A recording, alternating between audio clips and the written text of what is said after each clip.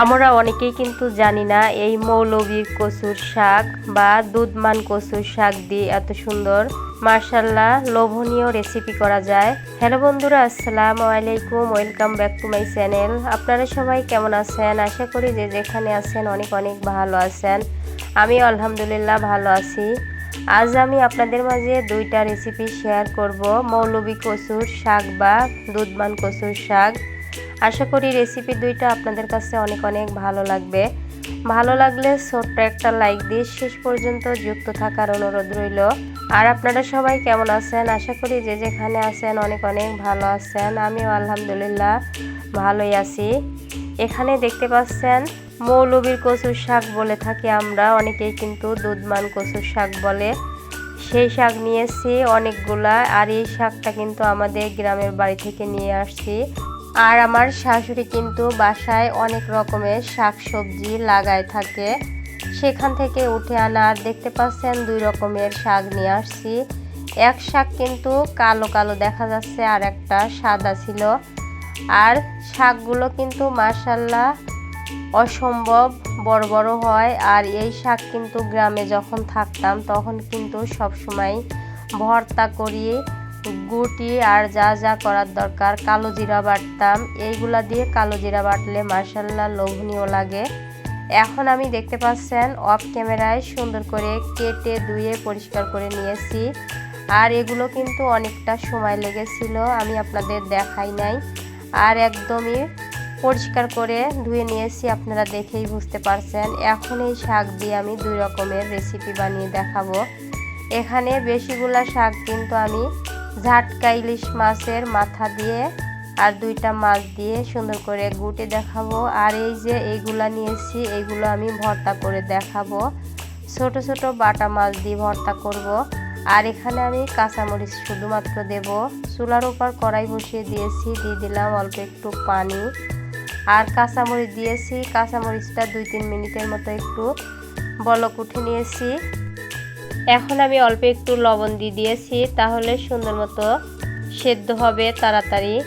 লবণটা দেওয়ার পরে সুন্দর করে নাড়াচাড়া করে দেখতে পাচ্ছেন শাকগুলো কিন্তু অনেকটাই কমে গেল, দেখার সময় অনেক দেখা যায়।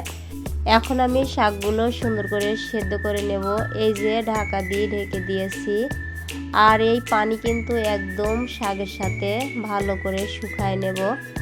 আর এই শাক ভর্তা কিন্তু ভাতের বাপে দিলে মাশাআল্লাহ অসম্ভব লোভনীয় হয়। এখন শাকটা হয়ে গেছে, পানিটা সম্পূর্ণই সুন্দর করে শুকিয়ে নিয়েছি। একটা প্লেটে উঠে নিয়েছি। আর এখানে দেখতে পাচ্ছেন অনেকগুলা কাঁচা পেঁয়াজ দিয়েছি।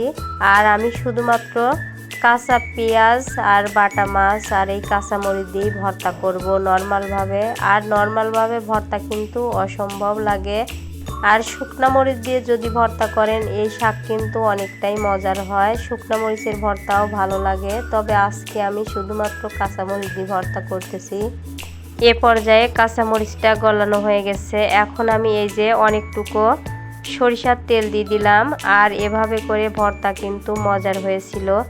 এখন আমি এই যে 3 পিস বাটা মাছ, ছোট ছোট মাছ আমি অফ ক্যামেরায় সুন্দর করে লবণ হলুদ দিয়ে তেল দিয়ে ভেজে নিয়ে অফ ক্যামেরায় কাটা বেছে রেখে দিয়েছিলাম, সেই মাছটা দিয়ে দিলাম। তবে আপনারা যে কোনো মাছ দিয়ে এই শাকের ভর্তাটা করতে পারেন। এখন দেখতে পাচ্ছেন মাছটা দেওয়ার পরে শাক সম্পূর্ণ সুন্দর করে মিক্স করে নিলাম।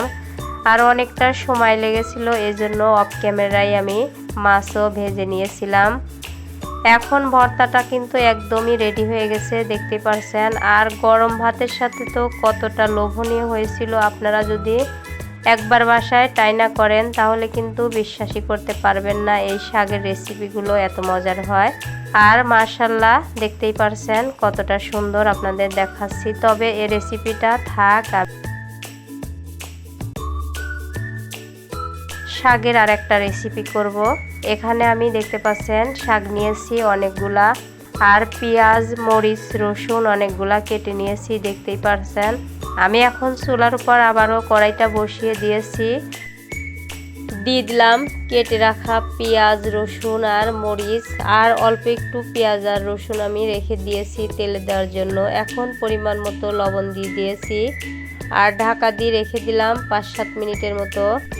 এখন আমি 5-7 মিনিট পরে ঢাকা খুলে নিয়েছি। দেখতে পাচ্ছেন শাকের ভিতর অনেকটুকু পানি বের হয়েছে, আর শাক ধুয়ে রেখে দিয়েছিলাম, তখন পানি ছিল আমি বুঝতে পারি নাই। এখন এই পানিটা সামান্য একটু শুকায়ে নামিয়ে নেব। কড়াইয়ে পরিমাণ মতো সয়াবিন তেল দিয়ে দিলাম রসুন, এখন দিয়ে দিলাম অল্প একটু পেঁয়াজ। এগুলো সুন্দর করে কিন্তু আমি বাদামি কালার করে ভেজে নেব। এটাকে আমরা তেলে দেওয়া বলে থাকি, আর অনেকেই কিন্তু বাগার বলে থাকে। এখন দেখতে পাচ্ছেন ঝাটকা ইলিশের 2টা মাথা আর মাছ নিয়েছি 3-4 পিস। সম্পূর্ণই অফ ক্যামেরায় আমি কাটা বেছে নিয়েছি, দেখতে পাচ্ছেন। এখন আমি খুন্তি দিয়ে নাড়াচাড়া করে নিয়েছি। আর এই যে এটাকে আমরা ওরং বলে থাকি, ওরংটা দিয়ে সুন্দর করে ভালো করে মাথা মাছ সুন্দরভাবে মিক্স করে নিলাম, দেখতেই পারছেন। আরও সুন্দর করে ভেজে নিলাম। এখন আমি এই যে শাকগুলো দিয়ে দিলাম, আর এই শাকের ভিতর যে রসুন পেঁয়াজ মরিচ আছে সেগুলো কিন্তু একদম মিহি করে আমি ঘুটে ফেলাবো এই ওরং দিয়ে। তবে আপনাদের কাছে যেটা আছে সেটা দিয়েই এই শাকগুলো ঘুটতে পারেন। আর সুন্দর মতো না ঘুটলে কিন্তু শাকগুটা কিন্তু ভাজার মতো হবে, খেতে ভালো লাগবে না। আর এই ঘুটাটা কিন্তু অনেকটা সময় নিয়ে আমি ঘুটে নিয়েছিলাম, আপনাদেরকে অল্প একটু দেখালাম। তবে আমার ভিডিওটি দেখতে দেখতে ছোট্ট একটা লাইক দিতে যারা ভুলে গেছেন, প্লিজ ভাই বোনেরা ছোট্ট একটা লাইক দিয়ে ভিডিওটা ফুল কন্টিনিউ করে দিবেন। আর নতুন কোনো ভাই বোনেরা যদি আমার ভিডিওতে এসে থাকেন অবশ্যই লাইক কমেন্ট শেয়ার করবেন, আর একটা সাবস্ক্রাইব করে পাশে থাকার অনুরোধ রইল। আর এই যে দেখতে পাচ্ছেন শাক গোটাটা কিন্তু একদম নরম হলে ভালো লাগে না, এই জন্য আমরা এভাবে করে আটা বা চাউলের গুঁড়া দিয়ে থাকি। তবে আমি আটা দিয়ে সুন্দর করে ঘেটে নিয়েছি, এখন নামিয়ে নিয়েছি। দেখতে পাচ্ছেন কত সুন্দর হয়েছে। এ পর্যায়ে আমি একটা প্লেটে পরিবেশন করে নেব। আর এই যে প্লেট নিয়েছি। আর মাশাআল্লাহ লোভনীয় হয়েছিল রেসিপি 2টা। গরম ভাতের সাথে মাছ মাংস খেলে কিন্তু এটা দিয়ে ভাত খেতে বাধ্য হবেন। আর এই শাক গোটাটা কিন্তু একদম নরমও ভালো লাগে না, একদম শক্তও ভালো লাগে না আমাদের পরিবারের সবার কাছে। এই জন্য এভাবে করে অল্প একটু চাউলের গুঁড়া বা ময়দা দিয়ে আমরা এভাবে করেই ঘুটে থাকি। তবে আমার রেসিপি 2টা যে যেখান থেকে দেখলেন আপনাদেরকে অসংখ্য ধন্যবাদ, আর মন থেকে অনেক অনেক ভালোবাসা রইল। আর পুরাতন ভাইয়া আপুদেরকে অসংখ্য ধন্যবাদ আমার পাশে অনেক আগে থেকে থাকার জন্য। আর আমার ভয়েস বা ভিডিওতে যদি কোনো ভুল ত্রুটি হয়ে থাকে প্লিজ ভাই বোনেরা ক্ষমা দৃষ্টিতে দেখবেন, কারণ আমার ভিডিওটা অন্ধকার হয়েছে, মাঝে মাঝে কারেন্ট ছিল না, আবার অনেক মেঘ লেগেছিল। তবে আজকের মতো এখানেই শেষ করছি ভিডিওটি। সবাই ভালো থাকবেন, সুস্থ থাকবেন। আল্লাহ হাফেজ, আসসালামু আলাইকুম।